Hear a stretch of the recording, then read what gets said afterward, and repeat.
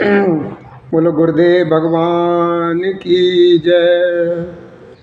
बोलो सदगुरु महाराज की जय। सब संतन की जय। सियापति रामचंद्र की जय। पवन सुत हनुमान की जय। बाबा भोलेनाथ की जय। मैया पार्वती की जय। हे गंगा मैया की जय। शेषनाग महाराज की जय। हे नंदी महाराज की जय। हे गणेश भगवान की जय। सनातन महाराज की जय। हाँ भैया, शांति के साथ अब आप सभी लोग अपना अपना स्थान ग्रहण करें और प्रभु श्री जी की कथा को श्रवण करेंगे। तो भैया, हमारी तरफ से और हमारे शिवधाम आश्रम के सभी कार्यकर्ताओं, सभी संबंधित लोगों की तरफ से हमारे प्रभु श्री राम जी की कथा के श्रोताओं यानी भक्तों को आज की राम राम स्वीकार हो। जय श्री राधे, जय श्री कृष्ण गोविंद हरे मुरारी, हे नाथ नारायण वासुदेवाय नमः। ओम नमो भगवते वासुदेवाय। देखिए भैया, हम इस बात का बहुत बड़ा हमें अपने को बड़ा वो है कि हमारे सभी भाई जो है ना, हमारे प्रभु श्री राम जी की कथाएं बड़े प्रेम से सुनते हैं और बड़े लगाव के साथ सुनते हैं। तो देखिए, हमें एक कथा आज याद आ गई और वो कथा ऐसी है, तो हम तो अपने सभी भाइयों से ये अनुरोध करेंगे, जो भी भाई व्यास पर बैठते कथा श्रवण कराते हैं, कि ये कथा जो है ना सबको ज़रूर सुनाया करें।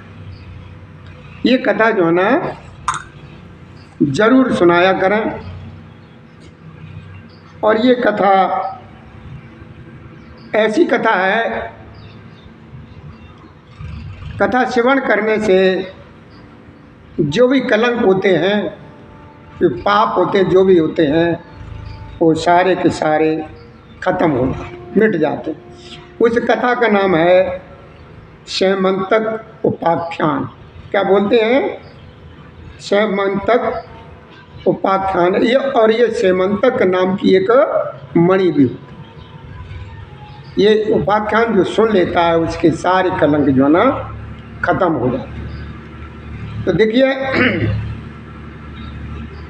जिस प्रकार आपने हमारी बहनें बेटियां जानती हैं कि चौथ का चंद्रमा आता है, उसको देखते नहीं हैं। क्या कहते हैं? उस चंद्रमा को देखने में कलंक लग जाता है। और वो चंद्रमा कौन सी उसमें वो चौथ होती है, कौन से महीने में वो चौथ होती है, जिस चौथ को देखने के लिए कलंक लग जाता है। ध्यान करो, ये हमारी बहनें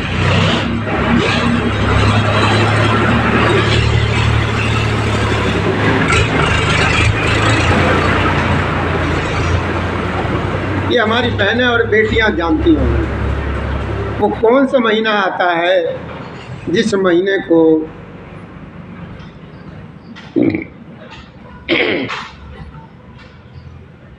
याद करती होंगी, याद रहता हमारी बहनों बेटियों को।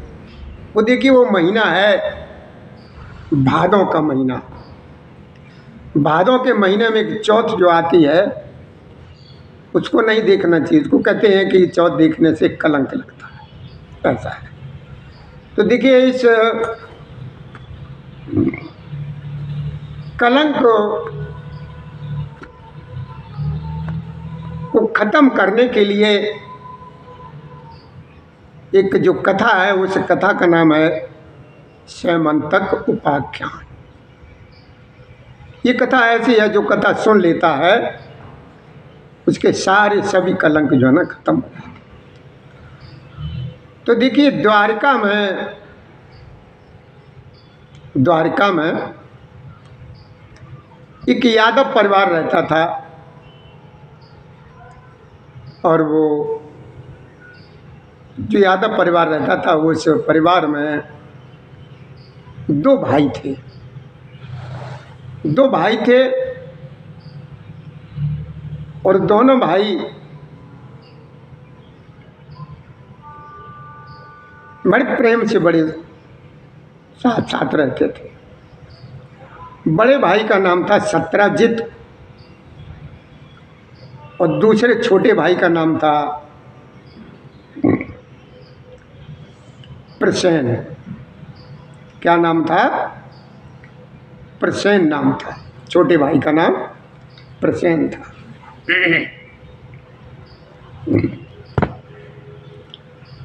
तो जो बड़ा भाई जो था सत्राजित, उसको सूर्य भगवान ने प्रसन्न होकर के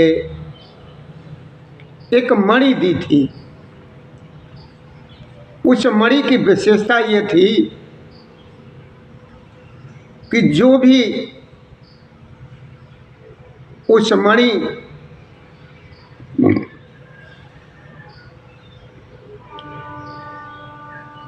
का जो भी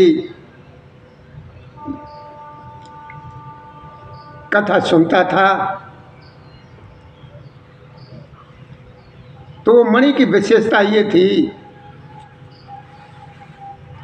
कि मन चाहा सोना देती थी। कैसे देती थी? ऐसे नहीं देती थी उस मणि से बनता हो, ऐसे नहीं देती थी। मन चाहा सोना, सीमा से ज़्यादा सोना मिलता था उस मणि से। हजारों किलो रोज का सोना मिलता था। तो वो सत्राजित के पास जो मणि थी, उस मणि के बारे में हमारे कन्हैया द्वारकाधीश को पता लगा। हमारे कन्हैया द्वारकाधीश को पता ये जब लगा तो द्वारकाधीश सत्राजित के पास गए और सत्राजित से कहा कि देखो भाई सत्राजित, तुम्हारे पास जो मणि है, इस मणि को जो है ना हमको दे दो और तुम इस धन का अकेले क्या करोगे? भगवान ने कहा द्वारकाधीश ने। तो सत्राजित ने मना कर दिया कि हम अपनी मणि को नहीं देंगे, लेकिन तुम ये बताओ इस मणि का करोगे क्या? सत्राजित ने कहा। तो भगवान कन्हैया ने कहा कि देखो सत्राजित, हम इस मणि से जितने भी घर के द्वारका के रहने वाले, और ये भगवान की द्वारका बसाई, कि सभी द्वारका वासियों को कर मुक्त कर देंगे और किसी को भी किसी प्रकार का कोई कर नहीं देना पड़ेगा, कर मुक्त कर देंगे। और जो भी उस समय स्कूल बनते हों, अस्पताल बनते हों, जो भी वहाँ पर होते हों, वो सारी सुविधाएं हम जो है ना द्वारका में कर दें। लेकिन वो सत्राजित ने भगवान से मना कर दिया। भगवान ने कहा चलो कोई बात नहीं, तुम्हारी इच्छा। और भगवान वहाँ से लौट आए। जब लौट आए तो फिर क्या हुआ, एक दिन क्या हुआ कि वो सत्राजित जो था कहीं बाहर चला गया। सत्राजित तो बाहर चला गया तो उसका जो छोटा भाई था प्रसेन, उस प्रसेन ने वो मणि ली और वो मणि लेकर के अपने इस गले में डाल ली और पूरी द्वारका में सबको दिखाता फिरा कि देखो मेरे पास ये मणि है, ये मणि है, सबको दिखाता। और वो क्या हुआ, दिखाते दिखाते गांव में, वहाँ पर द्वारका में घूमते घूमते वो जंगल की तरफ चला। तो जंगल में उसकी भेंट जो है ना एक शेर से हो गई। किससे हो गई? शेर से। तो उस शेर ने उस प्रसेन को मार दिया, प्रसेन को मार दिया और वो मणि उसने ले ली। अब वो शेर उस मणि को लेकर के चला गया तो आगे चल करके उस शेर को एक रीछ मिल गया। कौन मिल गया? एक रीछ मिल गया और उस रीछ ने उस शेर को मार दिया। बड़े ध्यान से सुनना, ये बहुत अच्छी कथा है। हमारे गुरुदेव जी हमें जहाँ कहीं पर भी अपने साथ जब ले जाते हैं तो हम इस कथा को सुनाते जरूर कि ये कथा बहुत अच्छी कथा है। जो हमारी बहनें और बेटियां जो जानती हैं वो अभी बताया तो मैंने, ये जो भादों के महीने में जो चौथ आती है, उस चौथ के देखने से कलंक लग जाता है, लेकिन इस कथा को श्रवण करने से सारे कलंक नष्ट हो जाते। मेरी बहनें बेटियां सब जानती हैं। तो वो जो है ना शेर जब लेकर के चला है तो वो शेर को एक रीछ मिल गया। कौन मिल गया? एक रीछ मिल गया।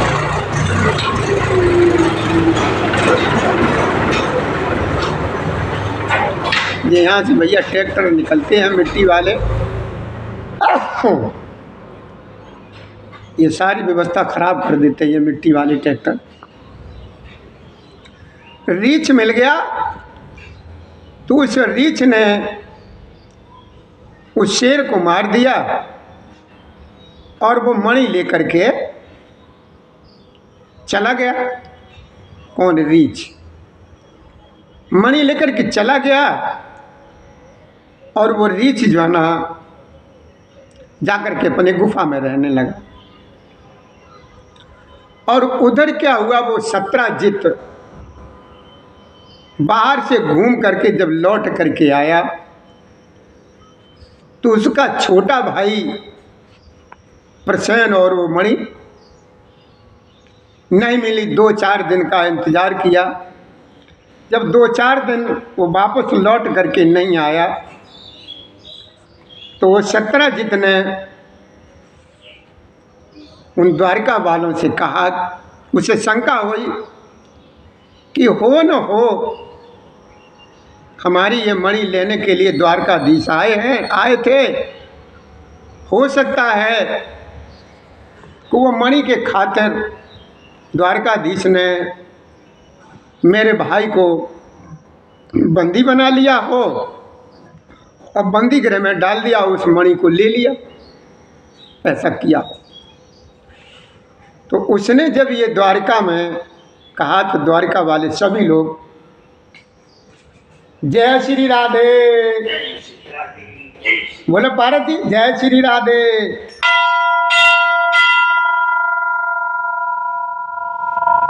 तो वो द्वारकाधीश को जब इस बात का पता लगा, अच्छा तो उन्होंने सोचा, द्वारकाधीश ने सोचा ये मणि तो इसकी हमने तो ली नहीं, लेकिन ये कलंक हमको ये जरूर लगेगा। और द्वारका वालों ने भी ये सुना था कि उस बारे में उस मणि को लेकर के हमारे कन्हैया मेरे भगवान द्वारकाधीश उसके पास लेने के लिए गए। तो उस कलंक को मिटाने के लिए द्वारकाधीश उसकी तलाश में निकले और अपने सैनिकों को भी लिया द्वारकाधीश ने अपने साथ। अब ढूंढते ढूंढते ढूंढते ढूंढते क्या हुआ, आगे चल करके उस सत्राजित के छोटे भाई की डेड बॉडी यानी वो मरा हुआ पड़ा हुआ मिल गया। और वहाँ पर जो ना उसके आसपास शेर के पंजे भी रहे। जो शेर के पंजे रहे तो उन्होंने समझ लिया द्वारकाधीश ने। अब क्या हुआ, द्वारकाधीश शेर के पंजे देखते देखते देखते जब आगे चले तो शेर भी एक आगे पड़ा हुआ मरा हुआ मिल गया। वो शेर भी जब आगे पड़ा हुआ मिल गया। अब शेर में और रीछ में जो युद्ध हुआ था, अब उसके खोज जो है ना, रीछ के खोज कहाँ कहाँ गए, तो भगवान द्वारकाधीश उन्हीं खोजों के अनुसार चलते चले जा रहे हैं।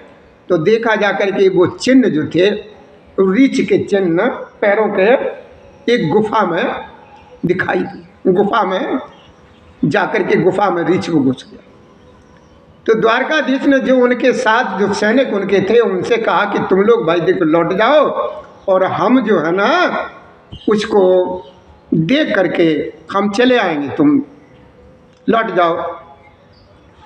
तो सैनिक तो सभी लोग वहाँ से चले आए। जब द्वारकाधीश उस गुफा के अंदर पहुँचे तो गुफा में बहुत तेज एकदम रोशनी हो रही, इतनी तेज रोशनी हो रही थी, चमक हो रही थी कि साधारण मनुष्य की तो आंखें ही चली जाती उस रोशनी में। और वो था क्या, रोशनी काय की थी, उसी समंतक मणि की रोशनी थी। अब द्वारकाधीश में उस रीछ में युद्ध जब चला है, युद्ध जब चला है तो द्वारकाधीश में उस रीछ में 18 दिन तक युद्ध चला। बड़े ध्यान से सुनना सभी लोग, बहुत अच्छी कथा है। 18 दिन तक युद्ध जब चला, आखिर को रीछ कि नस नस बेकार हो गई, बेकाबू हो गई। जब हार गया हर तरीके से वो रीछ। और वो रीछ था कौन? वो रीछ कोई साधारण नहीं था। अभी बताएंगे वो रीछ कौन था। जब वो रीछ हार गया तो रीछ जो है ना अपने रूप में आकर के भगवान के सामने चरण में उनके गिर पड़ा और हाथ जोड़ करके बैठ गया और राम कह के बुलाया, राम कहा। तो प्रभु श्री द्वारकाधीश ने कहा कि आकर के भाई तुमने ये हमसे ये राम कहा है, तुम आकर के हो कौन? भगवान ने परिचय पूछा द्वारकाधीश ने। तो जामवंत जी ने कहा कि देखो प्रभु